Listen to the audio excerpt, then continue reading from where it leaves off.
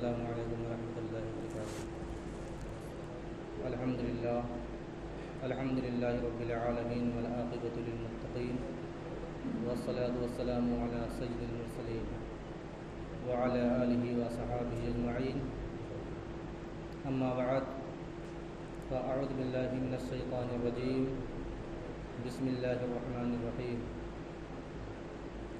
قل ان صلاتی ونسکی ومحیای ومماتی للہ رب العالمین، صدق اللہ مولانا العظیم وبلغنا رسولہ النبی الامین المکین الکریم، ونحن علی ذلک لمن الشاہدین والشاکرین والحمد للہ رب العالمین۔ محترم سامعین، آئیے کچھ عرض و معروض سے قبل آقائے نامدار مدینے کے تاجدار، ہم غریبوں کے غم گسار، دونوں عالم کے مالک و مختار، جناب روح فدا محمد عربی صلی اللہ تعالی علیہ وسلم کی بارگاہ بیکس پناہ میں درود و سلام کی ڈالی نچھاور کریں اور پڑھیں باواز بلند اللہم صلی علی سیدنا سیدنا مولانا محمد مبارک وسلم صلاۃ و سلام علیک یا رسول اللہ صلی اللہ تعالی علیہ وسلم۔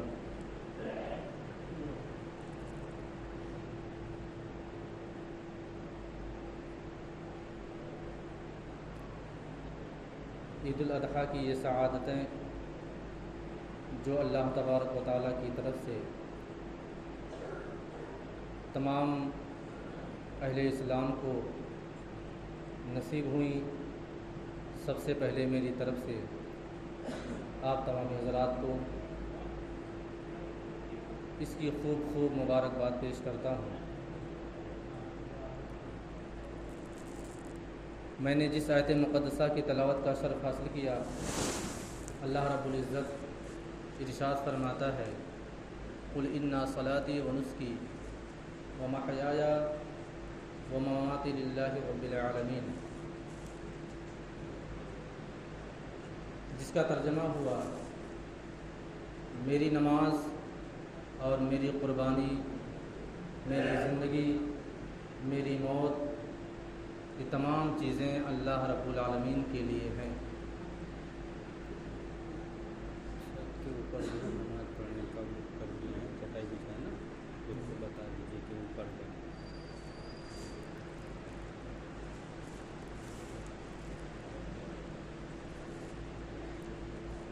اللہ تبارک و تعالیٰ نے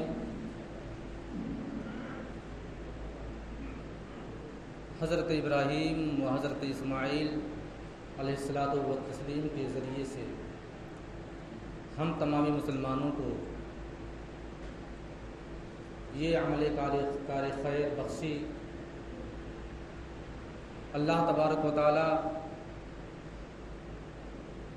قربانی سے مقصد کیا ہے،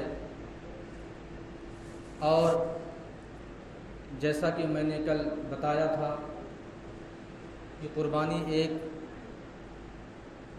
مسلمان کا ایسا عمل ہے جو صدیوں کا سفر سکنڈوں میں طے ہو جاتا ہے، یعنی اللہ رب العزت کی بارگاہ میں فوری طور پر قبول ہو جاتا ہے۔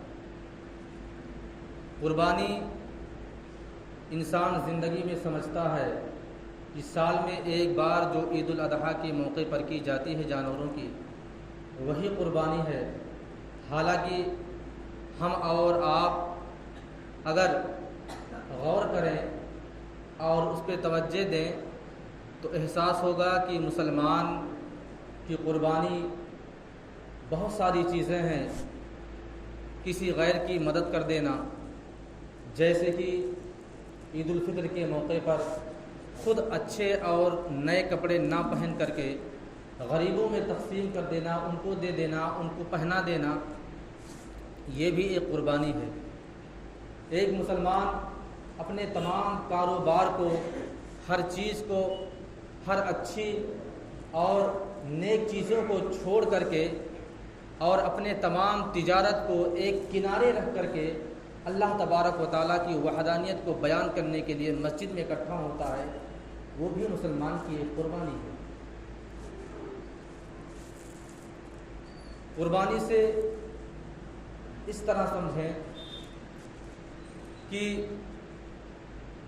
جس طرح حضرت ابراہیم अला नबी अलैहिस्सलातु व तस्लीम ने कुर्बानी पेश की, शायद क़यामत तक जब तक दुनिया कायम रहेगी शायद ऐसी मिसाल कोई पेश कर पाए। एक अल्लाह वाले इसकी क्या ही अच्छी तस्बीह बयान करते हैं कि एक मुसलमान जब किसी जानवर को ख़रीदता है, उसने जब चाहा ख़रीद लिया, जब चाहा जिस तरह खिलाया उसने खा लिया।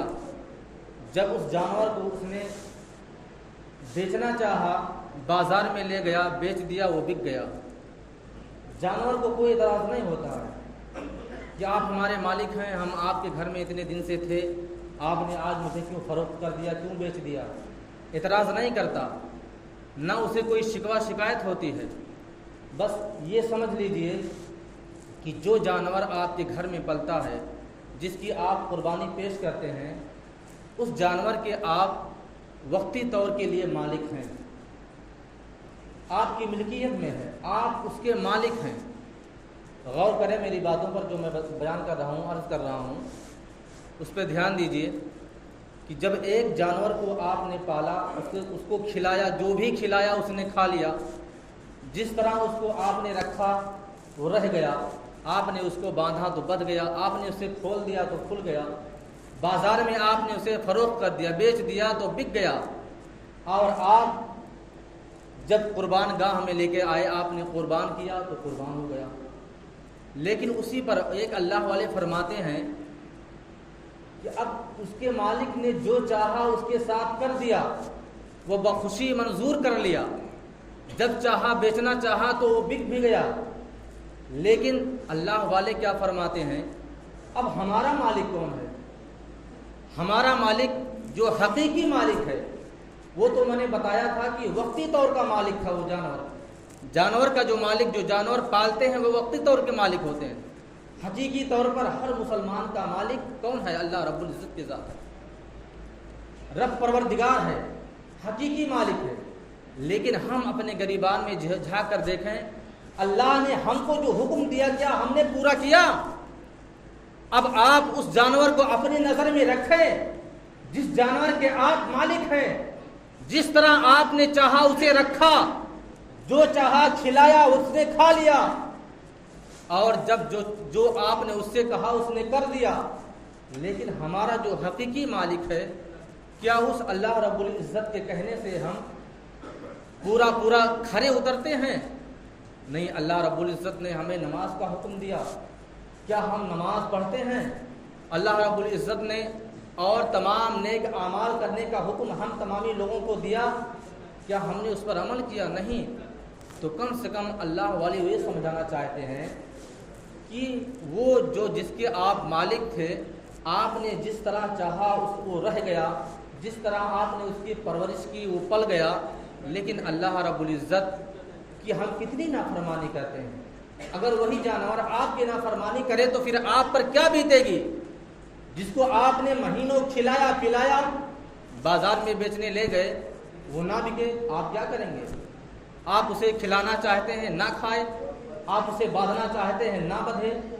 इसी तरह अल्लाह वाले फरमाते हैं कि हम मुसलमानों को अल्लाह रब्बुल इज़्ज़त की किस हद तक फरमा बरदारी करनी चाहिए कि अल्लाह रब्बुल इज़्ज़त हमें जिस चीज़ का हुक्म दिया है, जिस चीज़ को करने के लिए कहा है, नमाज हुआ, हज हुआ, ज़कात हुआ और दूसरे नेक अमाल हुए, क्या हम उस पर पूरे मुकम्मल तौर पर खरे उतरते हैं? हरगिज़ नहीं। हम कितनी नाफरमानी करते हैं अल्लाह रब्बुल इज़्ज़त की। इसी तरह अल्लाह रब्बुल इज़्ज़त की बारगाह में लोग कुर्बानियाँ पेश करते हैं, अपने जानवर लाते हैं।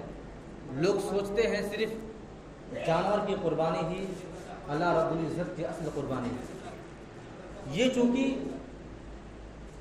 इन्नी अराफिल मनामी अन्नी अज़बहुका फंजुर माज़ा तरा, ये एक तस्बीह है जिसको अल्लाह तबारक व तआला ने अपने खलील को ख़ाम में दिखाया। क्या दिखाया अपने खलील को? कि कोई अल्लाह की, तुम अपने रब की बारगाह में कोई कुर्बानी पेश करो। जब हज़रत इब्राहीम अला नबी अलैहिस्सलातु व तस्लीम ने اونٹ قربان کر دیے، پھر دوسرے دن خواب میں آ گیا قربانی پیش کرو۔ حضرت ابراہیم سوچنے لگے کہ میں نے تو اللہ کی بارگاہ میں قربانی پیش کر دی، اب کس چیز کی قربانی کرنی ہے؟ پھر دوبارہ حکم ہوا اے ابراہیم قربانی کرو۔ حضرت ابراہیم نے پھر اور اونٹوں کی تعداد بڑھا لی اور پھر قربان گاہ لے گئے، قربانی پیش کر دی۔ تیسرے دن بھی خواب میں آیا، اب خواب میں آتا ہے اے ابراہیم چیز کی قربانی پیش کرو اپنے رب کی بارگاہ میں جس سے تم سب سے زیادہ محبت اور عقیدت رکھتے ہو۔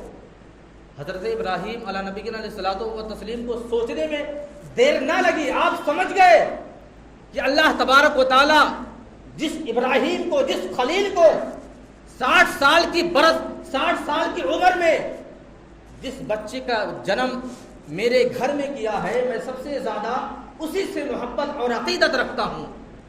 بس آپ سمجھ گئے کہ رب پروردگار میرے اسماعیل کی قربانی مانگنا چاہتا ہے، اور آپ فوراً تیار ہو گئے۔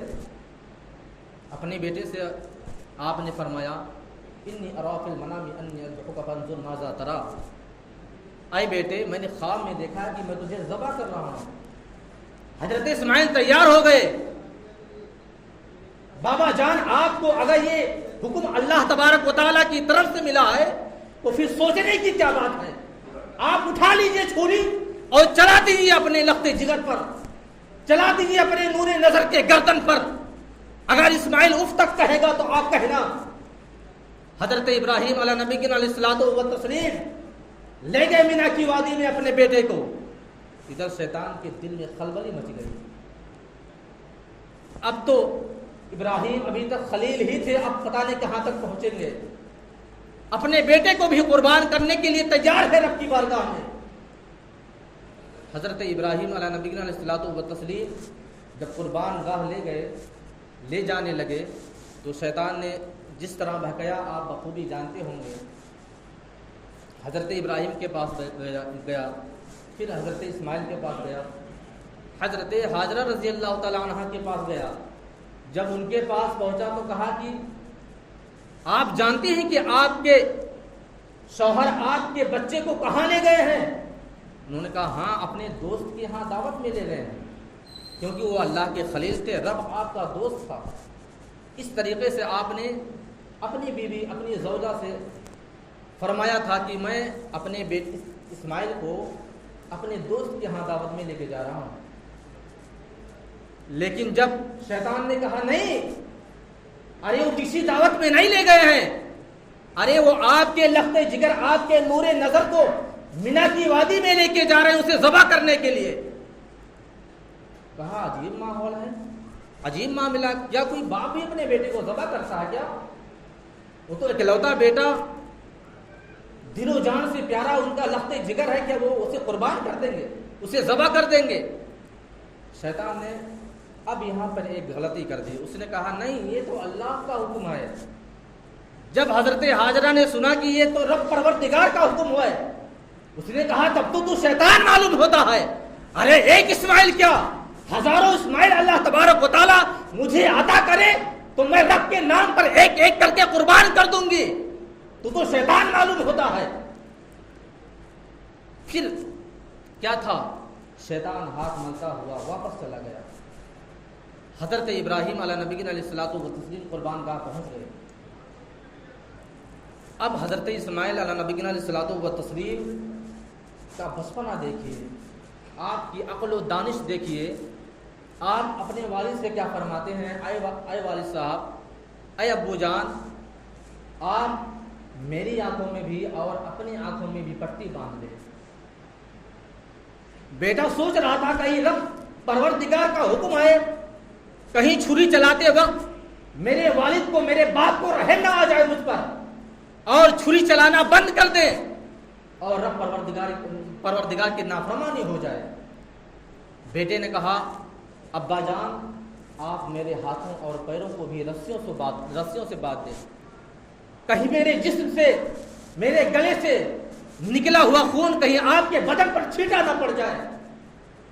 اس طرح خیال رکھا اپنے والد کا اور رب کی فرما برداری ایسی کی کہ آج دنیا عش عش کرتی ہے کہ ایک باپ جو اپنے بیٹے کو رب کے ایک حکم پر خواب آیا تھا اور اس خواب پر ذبح کرنے لے کے چلے گئے، لیکن جب حضرت ابراہیم علیہ نبی علیہ الصلوۃ والتسلیم نے اپنے بیٹے پر چھری چلائی، آنکھوں پہ پٹی ہے، چھری کہاں جا رہی ہے نظر نہیں آ رہا ہے، حضرت اسماعیل کو بھی کچھ دکھ نہیں رہا ہے، کچھ معلوم نہیں ہے، لیکن وہ موم جیسا گلا جس پر حضرت ابراہیم نے اپنی پوری طاقت سے، اور وہ تیز چھری جس کو آپ نے اسماعیل کے گلے پر پھیرا، کاٹنے کے لیے تیار ہی نہیں، آپ جلال میں آ گئے، غصے میں آئے اور کہا چھری، اور ایسا چھری کو ایسا پٹک دیا کہ پتھر پر پڑا تو پتھر ریزہ ریزہ ہو گیا،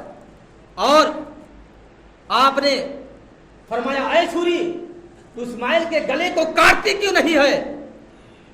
تب چھری نے کہا ابراہیم آپ تو چھری سے صرف ایک بار آپ نے کہا ہے کہ کاٹ دیجئے میرا بیٹا ذبح ہو جائے، آپ نے صرف ایک بار کہا ہے، ادھر آپ کا رب مجھے ہزاروں بار کہہ چکا ہے اے چھری اگر تو اسماعیل کے گلے پر چل گئی تو پھر تیرا خیر نہیں، تیری خیر نہیں، اے ابراہیم میں آپ کے چلانے سے کیسے چل جاتی، آپ کا رب تو ہزاروں بار فرما رہا ہے اے چھری میرے اسماعیل کے گلے کو، اس کے بال بیکا نہ ہونے پائے، اس کے گلے پر چلنا نہیں۔ اب جب دوبارہ آپ کوشش کرتے ہیں، دیکھتے ہیں کہ چھری چل گئی، جب آنکھوں سے پٹی کھولتے ہیں دیکھتے ہیں کہ ایک دمبا جو سامنے موجود ہے وہ ذبح کیا ہوا پڑا، چھری اس پر چل گئی۔ حضرت اسماعیل جو جہاں لیٹے تھے وہاں سے کچھ دوری پر کھڑے ہیں۔ بتانے کا مقصد یہ ہے کہ اللہ تبارک و تعالیٰ نے اپنے خلیل اپنے ابراہیم علیہ نبی علیہ الصلوۃ والتسلیم کے ذریعے سے یہ ہمیں کار خیر یہ عمل کرنے کی توفیق بخشی کہ تمام مسلمان اپنے اپنے اعتبار سے، اپنے استطاعت کے اعتبار سے اپنے اپنے گھروں میں قربانیاں پیش کرتے ہیں، لیکن اگر اللہ تبارک و تعالیٰ نے آپ کو استطاعت دی ہے تو آپ اگر ہر سال نہ ہو سکے تو کسی سال اپنے نبی حضور تاجدار مدینہ صلی اللہ علیہ وسلم کی بارگاہ میں ان کے نام سے قربانی پیش کریں، اور قربانی اچھے اور فربا جانور کی کریں، تندرست جانور کی کریں، اور جب آپ قربانی کر لیں تو آپ یہ مژدہ سنائیں، کیا پیش کروں آقا، کیا چیز ہماری ہے، یہ جان بھی تمہاری ہے، یہ دل بھی تمہارا ہے، آپ اس طرح پیش کریں، کیا پیش کروں آقا، کیا چیز ہماری ہے، یہ دل بھی تمہارا ہے، یہ جان بھی تمہاری ہے۔ اللہ تبارک و تعالیٰ کی بارگاہ میں دعا ہے کہ رب تبارک و تعالیٰ ہم تمام مسلمانوں کی قربانیوں کو اپنی بارگاہ میں قبول و مقبول عطا فرمائے، اور ہم تمام مسلمانوں کے جائز تمناؤں، جائز ارادوں کو اپنی بارگاہ مقدسہ میں عید الاضحیٰ کے صدقے میں قبول و مقبول عطا فرمائے۔ آپ تمام حضرات سب بندی کر لیں، اس کے بعد آپ کو نیت انشاءاللہ بتا دی جائے گی، نماز کا طریقہ بھی۔ آپ کھڑے ہو جائیں تمام حضرات اور سب بندی کر لیں، اور اوپر بھی نماز پڑھنے کا انتظام کیا گیا ہے، جن حضرات کو نیچے جگہ نہ ملے وہ اوپر نماز ادا کر سکتے ہیں۔